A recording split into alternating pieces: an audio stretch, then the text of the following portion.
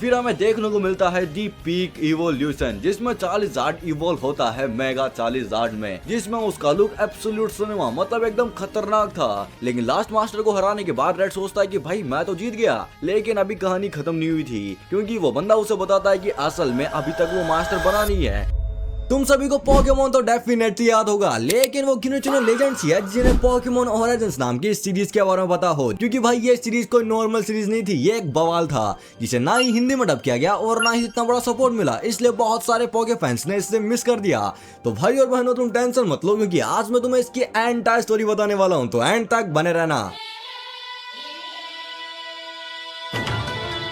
शुरुआत में हम देखते हैं प्रोफेसर ओक को, जो कि बताते हैं कि पोकेमोन की दुनिया में तुम्हारा स्वागत है। एंड तभी सीन शूट होता है एक बैटल की तरफ, जिसमें लड़ रहे होते हैं गेंगार और निडोलिनो। एंड उनकी फाइट के बीच में दिखा जाता है कि ये बैटल एक बंदा देख रहा है जिसका नाम है रेड, एंड यही अपनी स्टोरी का मेन कैरेक्टर है। एंड तभी उसकी मोमो से आवाज देती है एंड बोलती है कि प्रोफेसर ओक ने तुम्हें बुलाया है। और ये सुनने के बाद वो बहुत ही ज्यादा खुश होता है और हवा से गुलाटियां मारते समय लोंडा सीढ़ियों से गिर जाता है एंड अपने ऑरा का चूरा करवा देता है। अब यहाँ पर चूरा थोड़ा मैच नहीं हुआ ना, कुछ और सॉरी। और वहाँ से वो सीधा अपने प्रोफेसर साहब के पास जाता है, जहाँ पर रास्ते में उसे मिलता है अपना गैरी। अरे एक मिनट, ये गैरी नहीं है, ये है ब्लू, जो कि बिल्कुल गैरी की तरह है। एंड ये भी अपने लोंडे की जलाने में कोई कसर ना छोड़ता। एंड अंदर जाने के बाद प्रोफेसर ओक उन दोनों को पोकेडेक्स देते हैं एंड बताते हैं कि मेरा हमेशा से सपना रहा है पोकेडेक्स को पूरा कंप्लीट करना, बट अब तो मेरी उम्र हो चुकी है, इसलिए मैं ये नहीं कर सकता। और मैं ये जानता हूँ कि तुम दोनों में से एक बंदा ये काम तो कर ही लेगा। और जिस तरह मेरे घर वालों ने मुझे स्कूल किताबें लाद कर भेजा था, उसी तरह प्रोफेसर ओक इन पर अपने सपने ला देते हैं, जिनमें तीनों starter Pokemon Charmander, Squirtle and Bulbasaur होते हैं। एंड गेस व्हाट, उनमें से अपना लोंडा रेड चारमेंडर को चुनता है और वो उसका कारण बताता है कि उसका नाम रेड है, इसलिए उसने रेड पोकेमोन को चुना।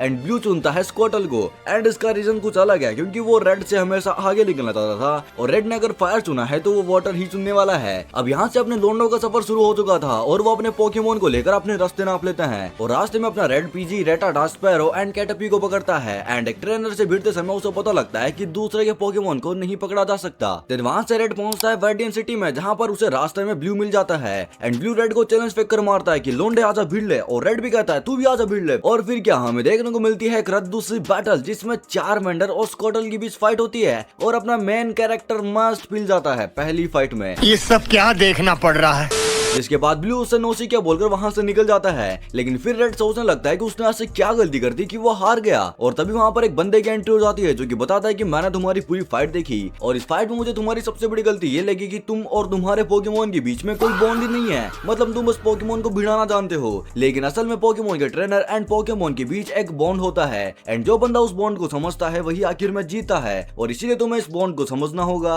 और उससे पहले पोकेमोन सेंटर में जाओ एंड अपने पोकेमोन का इलाज कराओ, और बाद में तुम जिम लीडर्स को चैलेंज भी कर सकते हो, क्योंकि जिम लीडर्स बहुत ही ज्यादा एक्सपीरियंस वाले ट्रेनर होते हैं और तुम्हें उनसे कुछ ना कुछ सीखने को मिलेगा। अब उस बंदे की बात के हिसाब से वो सबसे पहले जाता है पोकेमोन सेंटर में। अब ये जो बंदा ज्ञान दे रहा था ये असल में था कौन? तो तुम में से जिसने पोकेमोन को एकदम ध्यान से, एकदम डीपली देखा है या फिर ऊपर से भी देखा है, तो उसे पता होगा कि ये बंदा है कौन, क्योंकि असली पोकेमोन फैन इसकी आंखों को देखकर पहचान देता है। अब जिसको पता लग गया वहां पर टाइम स्टैम्प लगा दो एंड कमेंट कर दो ये बंदा असल में है कौन, और जिसको नहीं पता उसे स्टोरी के आगे पता लगने वाला है। अब पोकेमोन सेंटर में पोकेमोन का इलाज करवाने के बाद वो सीधा जाता है प्यूटर सिटी में, क्योंकि वहां पर एक जिम था। अब प्यूटर सिटी के जिम में जाने के बाद उससे वहां पर वही लोंडा मिलता है एंड फिर पता लगता है कि वो बंदा असल में ब्रोक है, प्यूटर जिम का लीडर। और वहां पर उनकी फाइट होती है, जिसमें ब्रोक बस 2 ही पोकेमोन को चुनता है और अपना लोंडा सारे पोकेमोन को चुन सकता है। एंड इस बैटल में जियोडूर तो आराम से हार जाता है, लेकिन बाद में आता है ब्रोक का हुकुम का इक्का, मतलब ओनिक्स। और ओनिक्स बहुत ही ज्यादा पावरफुल पोकेमोन था,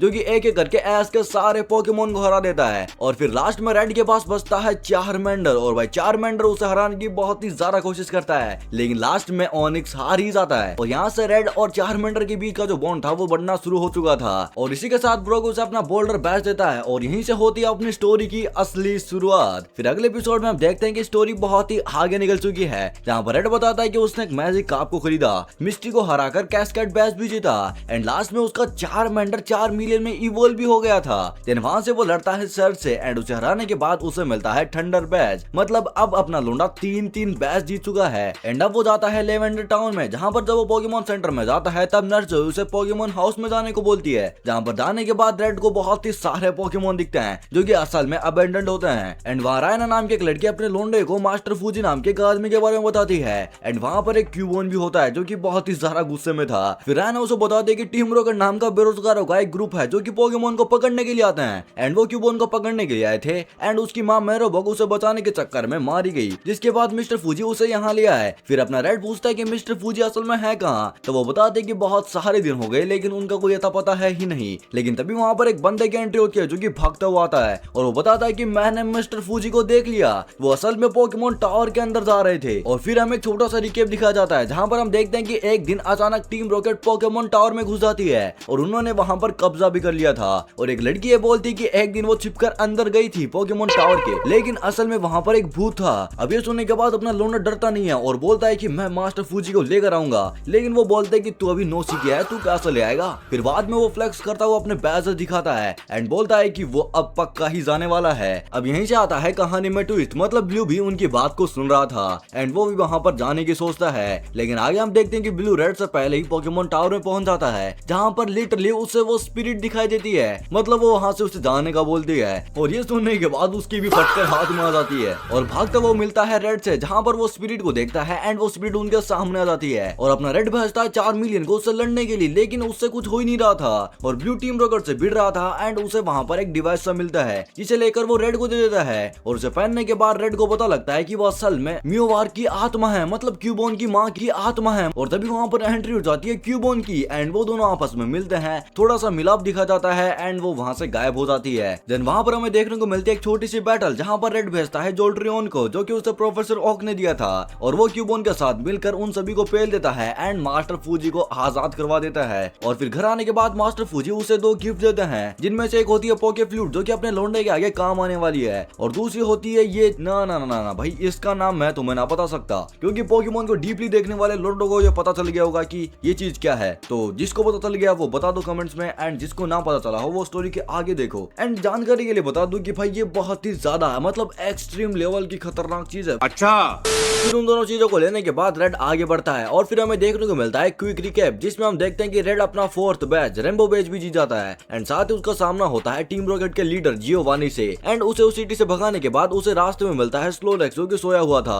एंड उसे जगाने के लिए वो पोके फ्लूट का यूज करता है एंड उसे पकड़ भी लेता है एंड फिर वो सोल बैच भी जीत जाता है एंड इसी के साथ उसका 4 मिलियन 40,000 में इवॉल्व भी हो जाता है। और अब एपिसोड शुरू होता है जहाँ पर हम देखते हैं कि रेड सैफ्रॉन सिटी में जाता है, जो सिटी पूरी की पूरी टीम रॉकेट के कब्जे में है। लेकिन वहाँ पर उसे ब्लू मिलता है एंड एक लड़की भी, जहाँ से वो टीम रॉकेट से बचते हुए एक जंगल के अंदर जाता है, जहाँ वो लड़की बताती है कि असल में टीम रॉकेट ने उनकी पूरी कंपनी को ही हाईजैक कर लिया है क्योंकि उनका मेन टारगेट है मास्टर बॉल, जो कि एक ऐसी पोकेबॉल होती है जिसमें कोई सा भी पोकेमॉन पकड़ा जा सकता है, लिटरली कोई सा भी, वो भी बिना डैमेज दिए हुए। मतलब इस बॉल में पोकेमॉन जाना तो जाना ही है चाहे कोई भी हो। लेकिन टीम रॉकेट उसे बनाने के लिए पोकेमॉन पर लगातार एक्सपेरिमेंट ही किए जा रही है। और फिर क्या रेड और ब्लू निकल पड़ता है सिल्फ टावर में एंड वहाँ पर रेड सारे के सारे पोकेमॉन एंड साइंटिस्ट को आजाद कर देता है और एक साइंटिस्ट अपने लोंडे को लैप्रस नाम का एक पोकेमॉन गिफ्ट करता है। देन वहाँ से रेड अगले रूम में जाता है एंड गेस व्हाट, वहाँ पर हमें देखने को मिलता है टीम रॉकेट का बॉस जियोवानी एंड इस बार वो अपने लोंडे से भिड़ता है एंड जियोवानी चूज करता है निडोरिनो को एंड अपना लोंडा 40,000 को एंड भाई निडोरिनो बहुत ही ज्यादा खतरनाक था जो कि अपने 40,000 को पेल देता है, जिसके बाद अपने रेड को पता लग चुका था कि उसे और भी ज्यादा पावरफुल बनने की जरूरत है एंड फिर वो दूसरे जिम लीडर्स को चैलेंज करता है एंड उनसे अपने पोकेमॉन को और भी ज्यादा पावरफुल बनाता है। और अब उसके पास टोटल 7 बैजेस हो चुके थे और अब वो जाने वाला है वर्डन सिटी में ताकि 8वां बैच भी जीत सके। लेकिन जैसे वो वहां पर पहुंचता है तभी उसे ब्लू मिलता है जिसने ऑलरेडी 8वां बैच जीत लिया था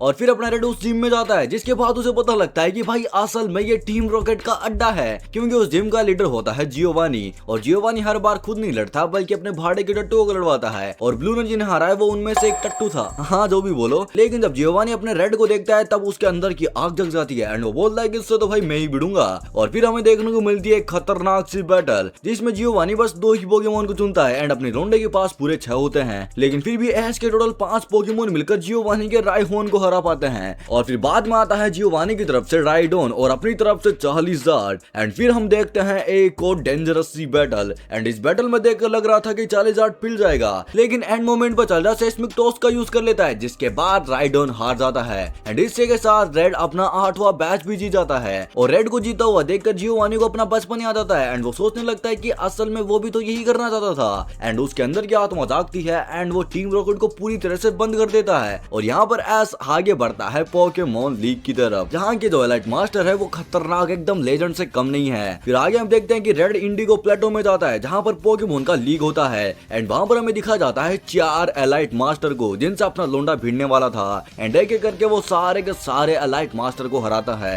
एंड इस एपिसोड में इनकी जो स्टोरी है वो खतरनाक एकदम फास्ट फेस में दिखाई गई है, इसलिए हम उनकी बैटल को इतने आराम से एक्सप्लेन नहीं कर सकते। लेकिन लास्ट मास्टर को हराने के बाद रेड सोचता है कि भाई मैं तो जीत गया, लेकिन अभी कहानी खत्म नहीं हुई थी क्योंकि वो बंदा उसे बताता है कि असल में अभी तक वो मास्टर बना नहीं है क्योंकि उससे पहले ही एक बंदा आकर गया है जिसने 4 को हरा दिया एंड अभी के टाइम पर वो मास्टर है, अगर तुमने उसे हरा दिया तो तुम मास्टर बन जाओगे। और फिर रेड सोचता है चल बंदे उसे भी पेल देंगे, लेकिन असल में वो बंदा कोई और नहीं बल्कि ब्लू था। और फिर ब्लू के पास आकर रेड उसे चैलेंज करता है कि लोंडे आजा भिड़ ले और दोनों के दोनों जवानी की जोश में घमासान बैटल करते हैं जिसमें हम देखते हैं कि सारे पोकेमोन हार चुके हैं एंड लास्ट में बचा है ब्लास्टोइज और चालीजार्ड। मतलब ये खतरनाक वाली 1 वर्सेस 1 बैटल होने वाली है, लेकिन ब्लू के पास था टाइप एडवांटेज, लेकिन अब शायद वो चीज मैटर नहीं करती क्योंकि चालीजार्ड अलग ही ऑरा में होता है। और भाई वो बंदा फायर टफ होने के बाद भी ब्लास्टोइज को अपने फायर ब्लास्ट से हराता है और चालीजार्ड की मेहरबानी से रेड वो बैटल जीत जाता है और बन जाता है दी पोकेमोन मास्टर। अब पोकेमोन लीग में जीतने के बाद वो चैंपियन तो बन चुका था एंड प्रोफेसर ओक आकर उसकी फोटो को चैंपियंस के बीच में भी लगा देते हैं, लेकिन अभी उसकी जर्नी खत्म नहीं हुई थी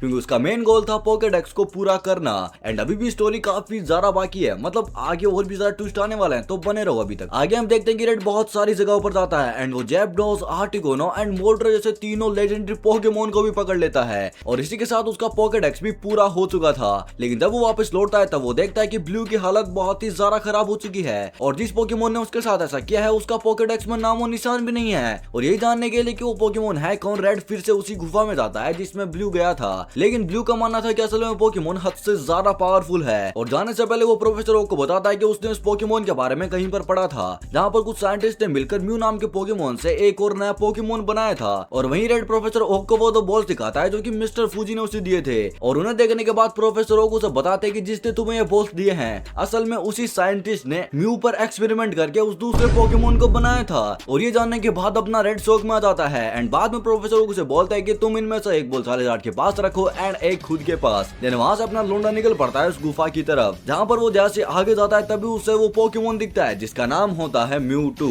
जिसे म्यू के डीएनए से बनाया गया था। और भाई वो एक लेजेंडरी पोकेमोन को तो आराम से एक ही अटैक में पेल देता है, लेकिन बाद में बारी आती है चालीजार्ड की, लेकिन म्यूटू के सामने चालीजार्ड कुछ भी नहीं था। लेकिन जैसे वो हारने वाला था तभी हमें देखने को मिलता है उनके बीच का बॉन्ड, मतलब पानी में डूबते समय उनके पास जो स्टोन थे वो चमकने लगते हैं एंड यही मेरे को पता लगता है कि वो असल में मेगा स्टोन्स है जिनसे पोकेमोन को मेगा इवोल्व किया जा सकता है। और ऐश और चालीजार्ड के बीच का बॉन्ड अब स्ट्रॉन्ग हुआ है, इसलिए अब वो मेगा इवोल्व कर सकते हैं। और फिर हमें देखने को मिलता है दी पीक इवोल्यूशन जिसमें चालीजार्ड इवोल्व होता है मेगा चालीजार्ड में, जिसमें उसका लुक एब्सोल्यूट सिनेमा मतलब एकदम खतरनाक था। और भाई इस बार उसके अटैक की ताकत एकदम नेक्स्ट लेवल थी, मतलब वो म्यूटू को खतरनाक वाली टक्कर दे रहा था। और लास्ट में वो अपने फायर ब्लास्ट का यूज करने के बाद अपना रेड उस पर पोके बॉल फेंक देता है एंड गैस व्हाट, मतलब म्यूटू को रेड ने पकड़ लिया। मतलब ये तो खतरनाक वाला सीन था एंड इसी के साथ पोकेमोन ओरिजिन्स की कहानी खत्म हो जाती है। तो भाई और बहनों ये सीरीज थी एकदम पीक सिनेमा, और अगर तुम्हें ये सीरीज पसंद आई हो तो वीडियो को लाइक कर देना, सब्सक्राइब कर सकते हो तो वो भी कर देना एंड कमेंट्स में बताना कि तुम्हें नेक्स्ट वीडियो किस टॉपिक पर चाहिए। तो मिलते हैं नेक्स्ट वीडियो में, तब तक के लिए bye bye and take care.